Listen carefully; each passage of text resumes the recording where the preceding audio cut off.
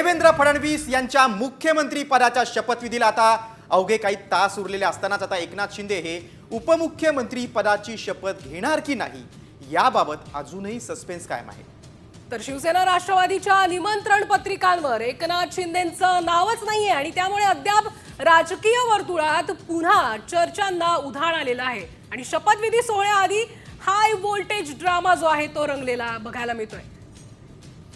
आपण अधिक माहिती घेऊ, आमचे प्रतिनिधी गिरीश कांबळे आपल्या सोबत आहेत। गिरीश, अगदी म्हणजे निकाल लागला त्यानंतर सगळे धुसफूस गृहमंत्री पदावरून आता शपथविधीत 3.5 तासांवर आलेला आहे, तरी काय हे जे नाट्य आहे, ही नाराजी आहे, ही काय दूर होत नाही, काय सांगशील?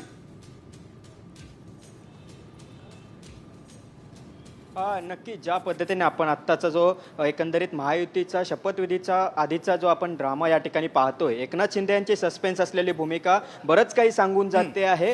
एकनाथ शिंदे यांनी एक सुरुवातीलाच महायुतीकडे एक अट ठेवलेली होती की जर मुख्यमंत्रीपद दिलं नाही तर गृहमंत्रीपद द्या, अशा पद्धतीची एकंदरीत मागणी होती। मात्र या ठिकाणी महायुती भाजप तयार नाही आणि त्यानंतर आता 3.5 तास उरलेले असताना एकंदरीत एकनाथ शिंदे यांचा उपमुख्यमंत्री पदाची शपथ घेणार की नाही याबाबतचा निर्णय अद्याप झालेला नाहीये आणि त्यामुळे हा सस्पेन्स, एकनाथ शिंदे यांचा सस्पेन्स नेमका ते काय सांगू इच्छितात, भाजपसोबत काही प्रेशर टॅक्टिक्स खेळतायत का, या सगळ्याच आता चर्चा आहे ती राजकीय वर्तुळात सुरू झालेली आहे। काही वेळापूर्वीच उदय सामंत यांनी माध्यमांशी बोलताना माहिती दिली आहे की एकनाथ शिंदे तासाभरात निर्णय घेतील। मात्र अद्यापही ज्यांची शिंदे गटाच्या नेत्यांची बॉडी लँग्वेज सांगत होती की एकनाथ शिंदे अद्याप तरी तयार नाहीत, अशा पद्धतीची एकंदरीत बॉडी लँग्वेज होती। त्यानंतर आता पुन्हा एकदा नेते आहेत ते वर्षावर एकनाथ शिंदे यांच्यासोबत चर्चा करण्यासाठी गेलेले आहेत। काल देखील आपण बघतो आणि खरं तर एकनाथ शिंदेनी कालच सांगितलं होतं की संध्याकाळपर्यंत मी निर्णय जाहीर करतो, मात्र अद्याप त्यांनी निर्णय जाहीर केलेला नाही, त्यामुळे तो सस्पेन्स कायम आहे। निर्णय काय घेणार हे बघणं खूप महत्त्वाचं। तुम्ही सविस्तर माहिती दिलीत त्याबद्दल